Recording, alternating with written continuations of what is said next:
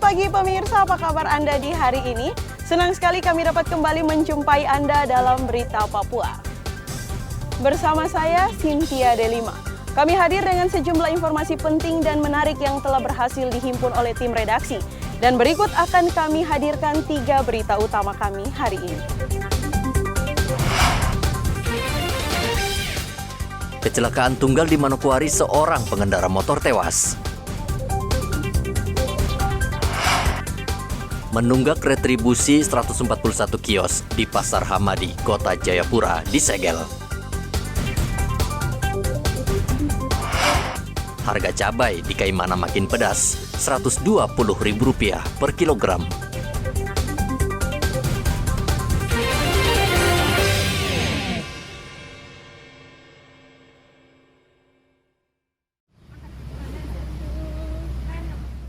Seorang pengendara motor tewas akibat kecelakaan tunggal di Jalan Trans Papua Barat yang menghubungkan Manokwari dan Kabupaten Pegunungan Arfak. Korban yang meninggal seorang perempuan Parubaya bernama Nurul Islakan, sementara Bintari Resni Sukma yang dibonceng selamat namun menderita luka lecet. Kecelakaan maut itu terjadi saat pengendara melintasi tanjakan Warmare, lalu tiba-tiba terjatuh dari sepeda motor yang dikemudikannya. Korban menderita luka akibat benturan keras dengan aspal pada bagian kepala. Sementara Bintari, anak korban yang dibonceng selamat dan berteriak histeris, meminta pertolongan. Ibu dan anak tersebut kemudian dibawa ke rumah sakit setempat, namun nyawa Nurul akhirnya tidak bisa diselamatkan. Setelah melakukan olah TKP, di mana terjadi kecelakaan tunggal, tepatnya di tanjakan air terjun Warmare. Di sini terjadi kecelakaan tunggal dengan kronologis, bahwa setelah kami menanyakan saksi yang melihat langsung kejadian tersebut, ternyata pada saat itu kendaraan roda 2 yang berboncengan yang pada saat itu kaget sehingga tidak mampu mengendalikan kendaraannya dan keluar dari bahu jalan dan kembali lagi ke jalan, langsung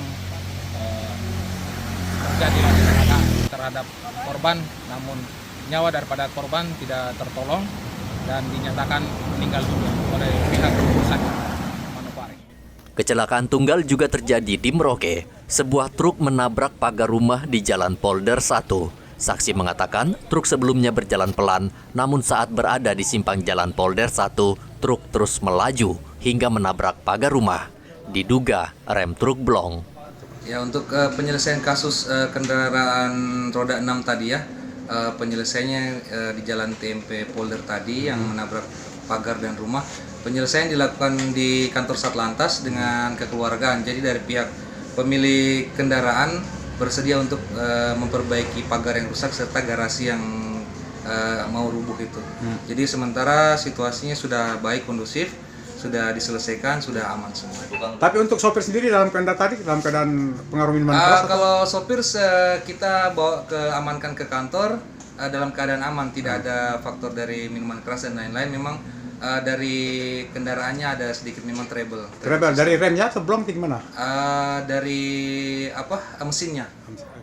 Tidak ada korban jiwa dalam kecelakaan ini dan kasus tersebut juga langsung diselesaikan secara kekeluargaan karena pengemudi bersedia mengganti kerugian yang diderita pemilik rumah.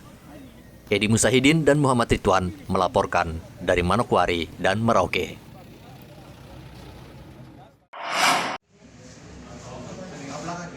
Ebon, tahanan Polres Merauke yang melarikan diri dari sel tahanan, akhirnya menyerahkan diri.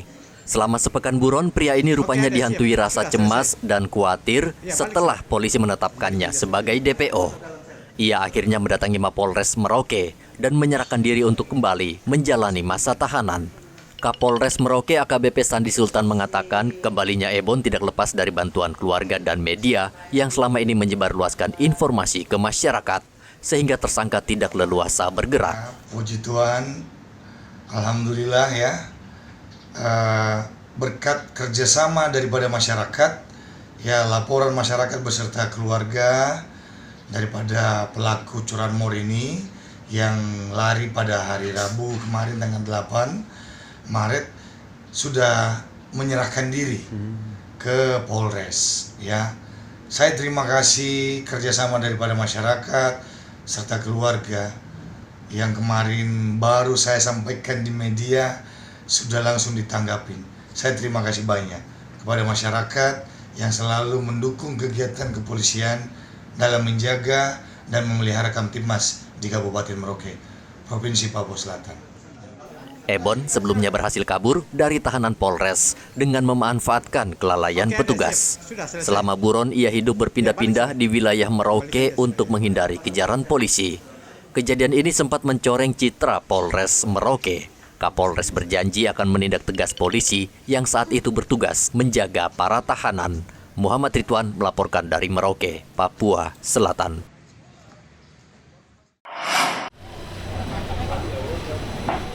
Pemerintah Kota Jayapura melalui Dinas Perindakop dan UKM Kota Jayapura menyegel ratusan kios di Pasar Hamadi Rabu kemarin. Penyegelan dilakukan karena para pedagang tidak membayar retribusi bulanan pada tahun 2021 dan 2022 dengan total tunggakan mencapai 280 juta rupiah. Pemkot Jayapura sendiri sudah memberikan surat teguran kepada para pedagang dan mengancam 141 kios tidak akan dibuka jika para pedagang tidak melunasi tunggakan tersebut. Penjabat Sekretaris Daerah Kota Jayapura Robi Kepas Awi mengatakan, tunggakan retribusi tersebut sangat dibutuhkan pemerintah kota untuk melakukan pembangunan. Maka ia meminta kesadaran para pedagang agar melunasinya. Dalam rangka melakukan penertiban dan penyegelan terhadap kios-kios yang ada di Pasar Hamadi, kurang lebih 124 kios, dengan prediksi piutang kurang lebih 200-an juta. Di mana hari ini kita lakukan penyegelan kepada kios tersebut dan mereka yang mempunyai kios segera menghadap pada Dinas Perindustrian Koperasi untuk menyelesaikan tunggakan mereka. Karena sudah dilakukan teguran melalui surat teguran pertama, kedua, dan ketiga, dan hari ini kita lakukan itu. Dan kita berharap ke depan tidak boleh lagi ada penghuni atau pedagang yang memiliki kios dan tidak membayar retribusi. Karena dengan membayar retribusi dan juga pajak itu sangat membantu pemerintah kota dalam rangka membangun Kota Jayapura. Dan hari ini kita lakukan secara persuasif. Pemerintah Kota Jayapura juga akan memberlakukan hal yang sama terhadap para pedagang atau pemilik kios yang menunggak retribusi di Pasar Yotefa Abepura. Retribusi pelayanan pasar merupakan salah satu sumber pendapatan asli daerah Jayapura yang dipergunakan untuk membangun fasilitas dan infrastruktur daerah. Dari Jayapura, Papua, Hendra melaporkan.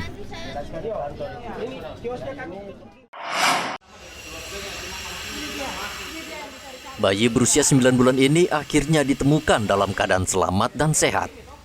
Panca Jonathan Sinaga sebelumnya dilaporkan hilang sejak Selasa 14 Maret lalu. Sang ayah Yusuf panik lalu melaporkan kejadian tersebut ke polisi. Menurut Yusuf, saat itu ia sedang tidur di samping anaknya, namun ketika ia bangun, sang anak sudah hilang. Ia mengaku sudah mencari kemana-mana namun tidak membuahkan hasil. Belakangan diketahui, Panca ternyata dibawa istrinya yang saat ini memang sedang pisah ranjang dengan Yusuf. Rupanya sang ibu rindu pada sang anak dan akhirnya ia mengembalikan Panca ke ayahnya pada Selasa malam. Saya bilangnya kan saya nggak terasa Pak, saya kan datang dari rumah sakit, nah, sampai di kos jam 7, selesai jam 7, ini kan anak rewel, sudah satu hari kemarin dia susah tidur, jadi saya juga nggak tidur, selesai itu pulang saya dari rumah sakit jam 7 sampai kos, nah, saya tak bangun setengah 10, sudah anak nggak ada, jadi nggak kelihatan. Saya pikir ada tetangga yang bikin iseng-iseng tuh, saya turun ke bawah nggak ada, tetangga ke bawah nggak ada. Baru selesai langsung lapor, saya kesini langsung lari. Dia enggak, jadi sedih bimbang. Oh jadi yang bawa ini istrimu sendiri? Iya. Akhirnya aku sempat buat laporan polisi? Akhirnya pertama laporan polisi, terus ada yang lihat, saya balik dari kantor polisi, ada yang bilang, mamanya yang ngambil. Nah mulai dari itu saya sudah agak tenang. Kasus hilangnya Panca Jonathan Sinaga sempat viral di media sosial dan membuat cemas warga karena informasi berkembang menjadi kasus penculikan anak. Kehilangan anak kemarin yang dilaporkan di Polsek Mimika Baru. Nah, setelah kami lidik, ada dugaan bahwa anak tersebut dibawa oleh ibu kandungnya. Kemudian tadi malam jam 12 malam ibu kandung membawa kembali anak tersebut ke bapak kandungnya. Itu sudah tahu, jadi ya tidak ada niat untuk menculik atau apa, mungkin hanya kangen. Dan di satu sisi juga anak ini lagi sakit ya, mungkin dorongan perasaan seorang ibu yang kita pembicaraan. Kita belum masuk kepada hak asuh karena kedua orang tua juga pernikahannya belum tercapai. Polsek Mimika menghimbau warga tidak cepat menyimpulkan informasi yang beredar di media sosial, namun harus mengecek kebenarannya. Dari Mimika, Papua Tengah, Igobat Momolin melaporkan.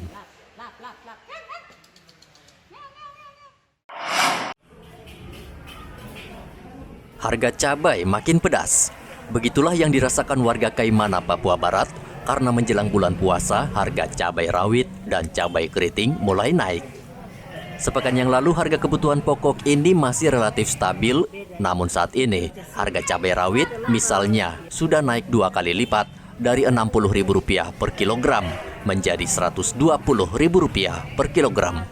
Sedangkan cabai merah keriting yang tadinya Rp40.000 kini harganya sama dengan cabai rawit mencapai Rp120.000 per kilogram. Para pedagang di Pasar Kaimana mengatakan kenaikan harga cabai ini karena pedagang membeli cabai dari petani di luar Kabupaten Kaimana.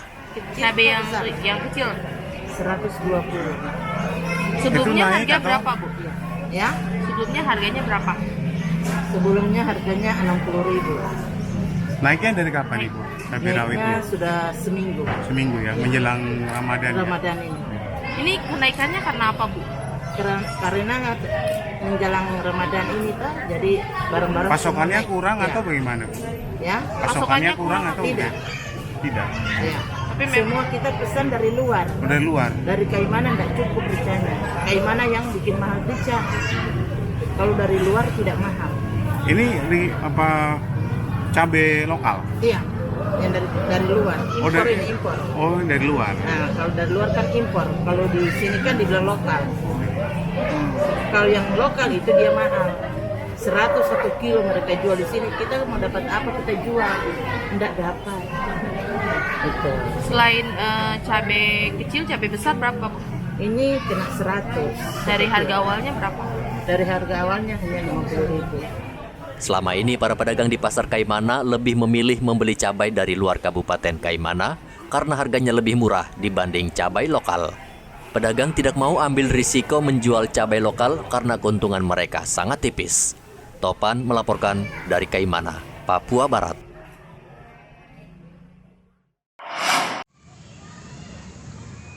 Setelah sempat ditiadakan selama 3 tahun akibat pandemi COVID-19, Pasar kuliner Ramadan yang biasa digelar di halaman Masjid Raya tahun ini kembali digelar. Pemilik stan kuliner sudah bisa mulai menggelar dagangan mereka pada awal puasa mendatang, mulai pukul 3 sore hingga saat berbuka puasa. Terkait dengan aktivitas menyuarakan ini, kami di Masjid Raya setelah 3 tahun vakum akibat pandemi untuk pengadaan pasar Ramadan, tahun ini kami sudah membuka kembali. Salah satu tujuannya adalah untuk menyemarakan Ramadan, dan itu melibatkan ibu-ibu rumah tangga atau kelompok-kelompok pedagang kecil yang akan menjajakan kulinernya di sekitaran areal Masjid Raya. Ya, kami membuka kesempatan itu untuk salah satunya juga untuk mempermudah kepada umat Islam ketika mengadakan buka puasa, tidak susah-susah mencari penganan untuk berbuka puasa, kan semua tersedia di areal Masjid Raya. Silakan Anda berkunjung ke Masjid Raya. 3 tahun vakum, kali ini kita siap untuk menyemarakan kembali. Pasar kuliner di Masjid Raya itu dipastikan akan menyedot perhatian luas masyarakat setelah ditiadakan alias tidak berjalan karena situasi pandemi. Ratusan penjual juga akan ambil bagian memanfaatkan kesempatan untuk menggelar dagangan mereka. Muhammad Ridwan melaporkan dari Merauke, Papua Selatan.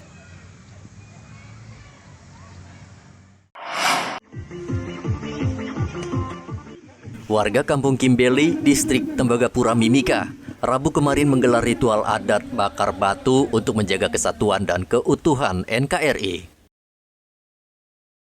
Ritual dilakukan bersama personel TNI dan Polri yang bertugas di Tembagapura. Warga Kimbeli memasang bendera merah putih di sekeliling kampung sebagai bentuk kesetiaan mereka terhadap NKRI. Kampung Kimbeli merupakan salah satu kampung di distrik Tembagapura yang pernah dijadikan sebagai markas KKB. Kegiatan bakar batu ini berlangsung meriah, warga dan aparat keamanan sama-sama bergembira. Bersama dengan masyarakat Kampung Kimbeli menyatakan sikap akan terus menjaga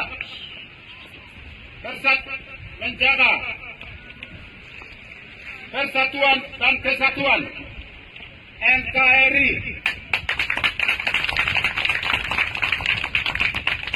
mendukung dan mensukseskan program pembangunan pemerintah serta senantiasa menjaga keamanan wilayah dan menolak segala bentuk provokasi dari kelompok yang dapat memecah belah, bersatu dan kesatuan.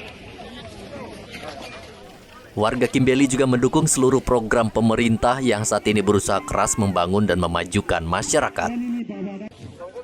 Untuk itu, Derek Alom sebagai tokoh masyarakat di Kimbeli meminta seluruh warga menolak segala bentuk provokasi dari kelompok bersenjata yang dapat memecah belah persatuan dan kesatuan. Dari Mimika, Papua Tengah, Igobat Momolin melaporkan.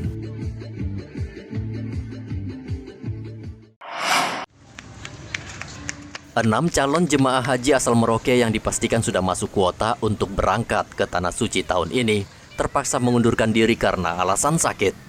Sebelumnya, salah satu jemaah haji dari 7 orang sempat tidak bisa berangkat karena sakit, namun akhirnya menyatakan kembali siap menunaikan ibadah haji. Sementara 6 jemaah lain tahun ini tidak bisa berangkat. Ketua rombongan Haji Merauke Nasril Mustafa sudah menyampaikan pengunduran diri 6 jemaah haji asal Merauke itu ke Kemenak untuk diproses lebih lanjut. Ada jamaah yang sakit ini, ya kita mendoakan mudah-mudahan Allah segerakan kesembuhannya.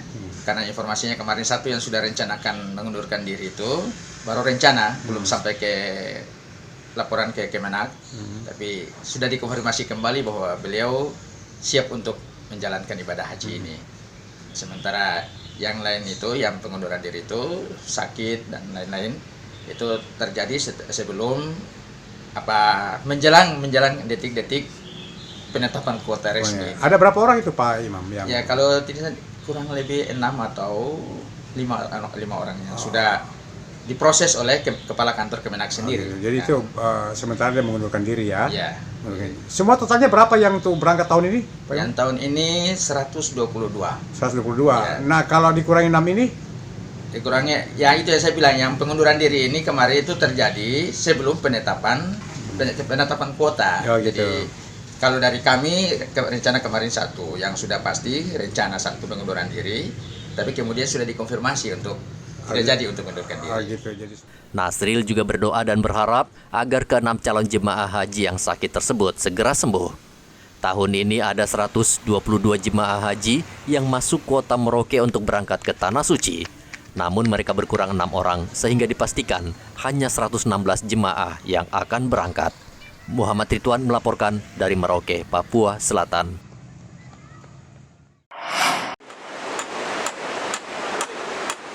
Dalam rangka hari ulang tahun ke-62 Kostrad, Satgas Yonif Rider 321 membangun pembangkit listrik tenaga mikrohidro atau PLTMH untuk menerangi daerah tertinggal di 2 distrik, yakni distrik Mbua dan distrik Dal di Kabupaten Duga. Proyek unggulan Kostrad itu untuk masa depan rakyat Papua semakin cerah dan maju, khususnya di 2 distrik tersebut. Proses pembangunan PLTMH di distrik Mbua memakan waktu sekitar 2 bulan. Sedangkan untuk di distrik Dal mencapai 5 bulan karena tingkat kesulitan yang cukup tinggi. Warga distrik Mbua dan Dal senang karena selama ini mereka tidak pernah menikmati listrik sejak Kabupaten Duga berdiri tahun 2008. Terima kasih Sargas TNI 321 luar biasa, penerangan lampu di onai kami dan di rumah kami sekarang sudah tidak gelap lagi. Wah, wah, wah, wah, naura, naura, naura. Tuhan memberkati. Mengucapkan terima kasih kepada Sargas Unit Feder 321 yang telah membuatkan rumah turbin listrik untuk masyarakat kampung kami sehingga listrik bisa menyala. Terima kasih. Nagurwa. Komandan Satgas Yonif Rider 321 Kostrad Letkol Riki Wuwung mengatakan pembangunan PLTMH merupakan bentuk perhatian TNI ke masyarakat di tanah Papua. Kami, Satgas Yonif Rider 321 Galuh Taruna, Brigif 13 Divisi Infanteri 1 Kostrad, bersama masyarakat membangun pembangkit listrik tenaga mikrohidro sebagai pembangkit listrik alternatif untuk dapat memenuhi kebutuhan energi listrik di honai-honai masyarakat, khususnya di Distrik Mbua dan Distrik Dal, Kabupaten Duga, Papua Pegunungan. Aparat TNI juga dikerahkan untuk mengamankan proses pembangunan guna mengantisipasi serangan kelompok kriminal bersenjata KKB, pimpinan Egyanus Kogoya. Dari Nduga, Papua Pegunungan, Hendra melaporkan.